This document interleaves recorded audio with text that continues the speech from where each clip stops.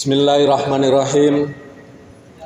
Assalamualaikum warahmatullahi wabarakatuh. Alhamdulillahi rabbil alamin. Wa bihi nasta'inu ala umurid dunya waddin. Wassalatu wassalamu ala ashrafil anbiya'i wal mursalin Sayyidina Muhammadin wa ala alihi wa sahbihi ajma'in, amma ba'd. Qala Allah ta'ala fil Qur'anil Karim, a'udzu billahi minasy syaithanir rajim. Inna anzalna ilaikal kitaba bil haqqi fa'budillaha mukhlishan lahuddin. Shadaqallahul azim. Hadirin kaum muslimin muslimat jamaah salat maghrib Masjid Nurul Iman yang kami banggakan, kami hormati. Terlebih dahulu tentunya marilah kita memanjatkan puji syukur kehadirat Allah Subhanahu wa taala yang telah memberikan banyak sekali kenikmatan kepada kita. Wa in ta'uddu nikmatallahi la tuhsuha. Kata Allah, apabila kalian hitung nikmatku maka tidak akan bisa kalian hitung banyaknya.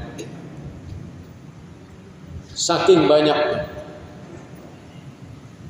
Tidak usah jauh-jauh kalau kita ingin melihat nikmat-nikmat Allah itu di dalam tubuh kita saja, ini sangat banyak, luar biasa.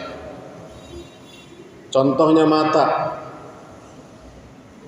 Bayangkan saja bagaimana kalau kita buta. Kita tidak bisa lihat. Kita bisa melihat dunia ini, bisa melihat lautan luas, gunung yang indah, dan semua di sekeliling kita bisa lihat. Itu karena nikmat mata, satu jenis mata. Belum panca indera yang lainnya, hidung, telinga, dan lain sebagainya. Itulah sebabnya sungguh sangat terlalu jika kita manusia ini tidak mau bersyukur kepada Allah Subhanahu wa taala. Salawat dan salam semoga dilimpahkan kepada junjungan kita Nabi besar Muhammad sallallahu alaihi wasallam yang telah berjuang untuk turut serta menyelamatkan umat manusia. Selama hidupnya beliau sallallahu alaihi wasallam benar-benar penuh dengan perjuangan. Mulai dari kecil, belum menjadi nabi dan rasul, beliau sudah memperlihatkan akhlakul karimah. Sudah ibda' binafsik, sudah berdakwah pada diri sendiri dengan memiliki integritas karakter perilaku yang sangat luar biasa. Tentulah kita juga wajib berterima kasih kepada beliau. Dan salah satu ungkapan terima kasih kita kepada beliau sallallahu alaihi wasallam adalah mari kita banyak-banyak membaca sholawat untuk beliau. Innallaha wa malaikatahu yusholluna 'alan nabi ya ayyuhalladzina amanu shallu 'alaihi wa sallimu taslima. Bayangkan Allah saja, para malaikat saja bersolawat kepada Nabi. Dan Allah juga memerintahkan kepada kita, wahai orang-orang yang beriman, sallu, bersolawatlah kalian kepada Nabi Muhammad sallallahu alaihi wasallam. Hadirin kaum muslimin rahimakumullah. Alhamdulillah, kita juga baru saja bersama-sama menyelesaikan ibadah sholat maghrib. Kita tentu ingin semua amal ibadah kita, semua amal sholat 5 waktu kita yang kita lakukan setiap hari ini, sejak mungkin kita balik, sejak remaja, saya yakin di antara Bapak Ibu semua ada yang tidak pernah tinggal sholat sejak balik sampai sekarang. Maka itu patut kita syukur. Tetapi yang masih bolong-bolong, mari kita lengkapi. Karena sholat ini merupakan fardu ain buat kita yang sudah balik. Agar sholat kita diterima, agar ibadah kita yang lain diterima, agar perbuatan baik kita diterima oleh Allah Subhanahu wa Ta'ala, maka mari kita lihat yang saya sampaikan di awal tadi. Kata Allah, inna anzalna ilaikal kitaba bil haqqi fa'budillaha mukhlishan lahuddin. Sesungguhnya aku turunkan kitab kepadamu, wahai Muhammad, fa'budillaha mukhlishan lahuddin, maka beribadalah kepada Allah, beribadalah kepadaku mukhlishan lahuddin, dengan keikhlasan, dan itulah agama yang sesungguhnya. Kalau melihat ayat ini, saudara-saudaraku sekalian, sebenarnya keikhlasan kita ini memiliki atau menjadi titik sentral dalam pengabdian kita kepada Allah. Fa'budi itu kan mengabdi. Itu bisa dimaknai secara luas, bahwa kita sudah pernah mendengar wa ma khalaqtul jinna wal insa illa liya'budun.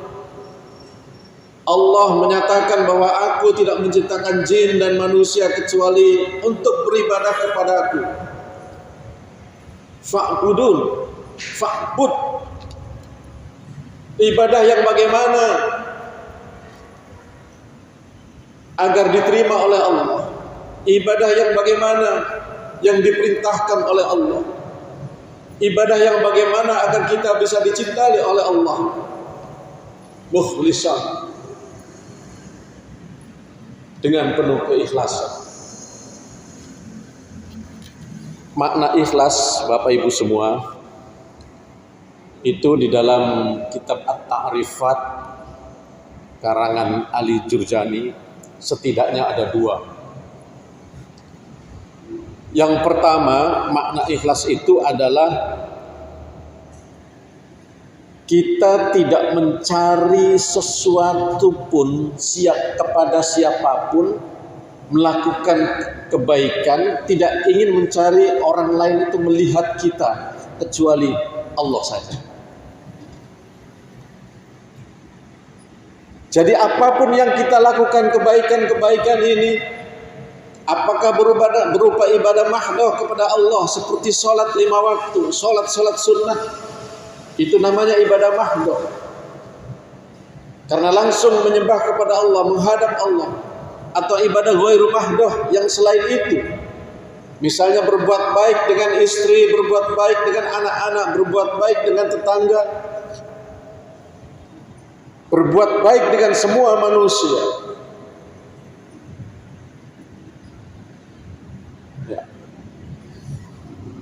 Itu kita usahakan hanya karena Allah semata-mata. Itu makna yang pertama. Makna yang kedua, kata Ali Jurjani,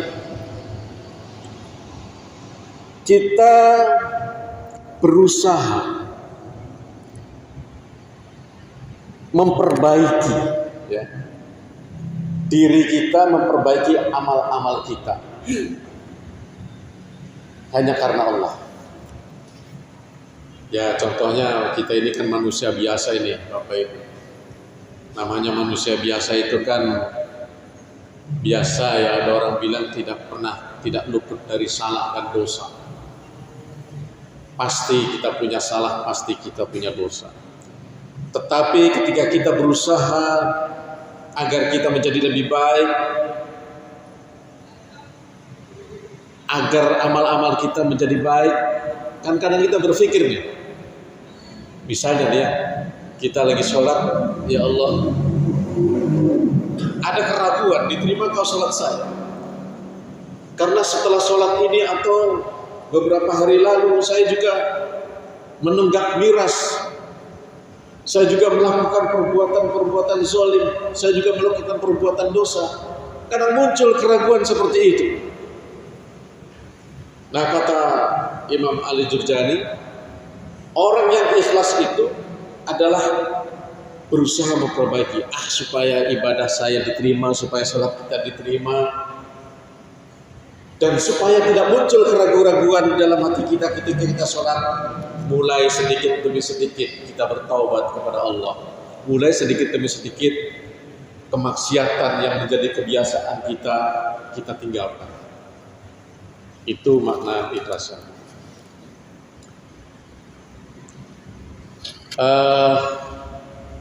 Ya, kalau kita menilik pendapat dari salah satu syekh orang Indonesia, orang Banten, tetapi beliau diakui keilmuannya hampir di seluruh dunia karena beliau juga menjadi salah satu guru di Arab, syekh yang guru besar, yakni Imam Nawawi. Itu dalam kitab Nasaihul Ibad, beliau membagi 3 tingkatan ikhlas. Ada 3 setidaknya.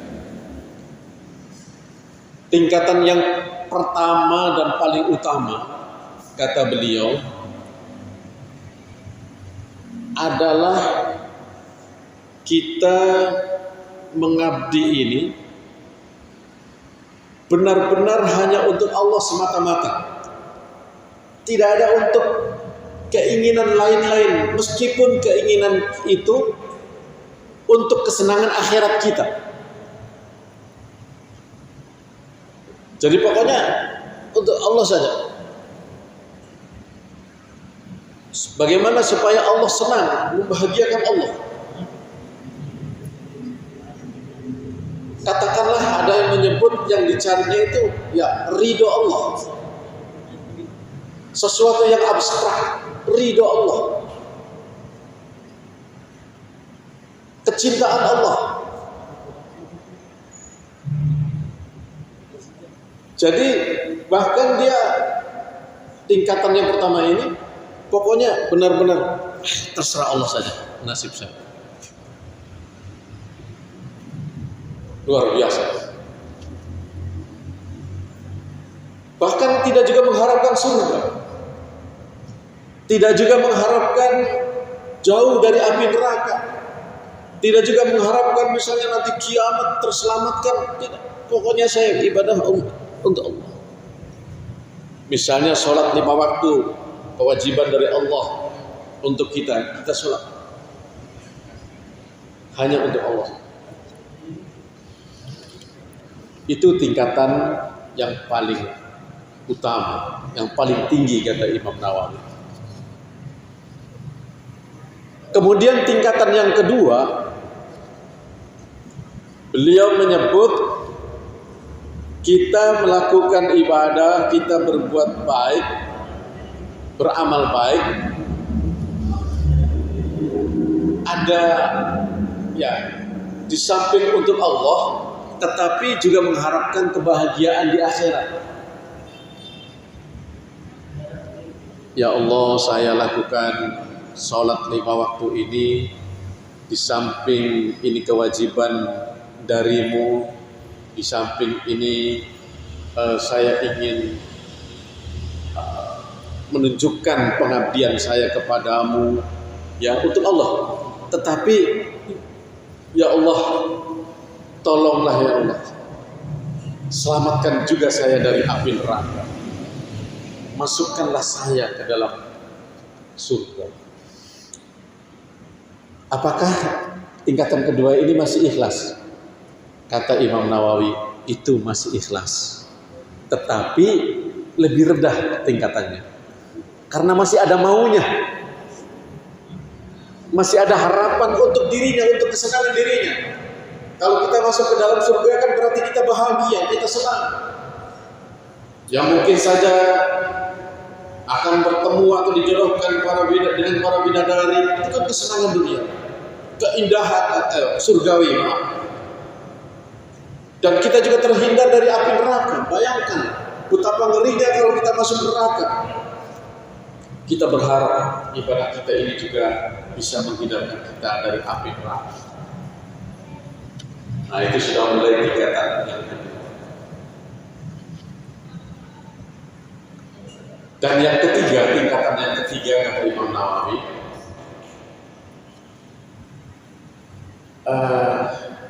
niatnya sudah mulai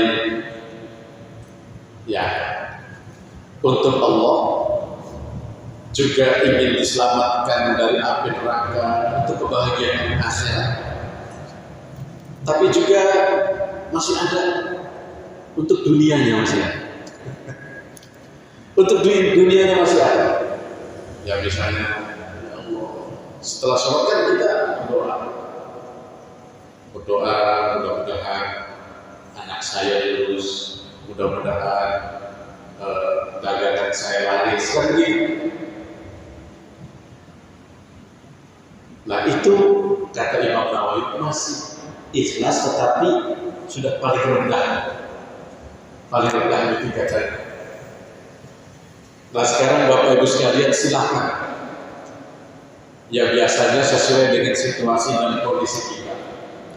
Tetapi saya mengajak, mari kita berusaha tingkatan kita ini semakin baik, keikhlasan kita ini kepada Allah. Kenapa? Karena kita punya kewajiban untuk itu. Bagaimana kita menjadi benar-benar dekat dengan Allah Subhanahu wa Ta'ala. Demikian dari saya, terima kasih. Assalamualaikum warahmatullahi wabarakatuh.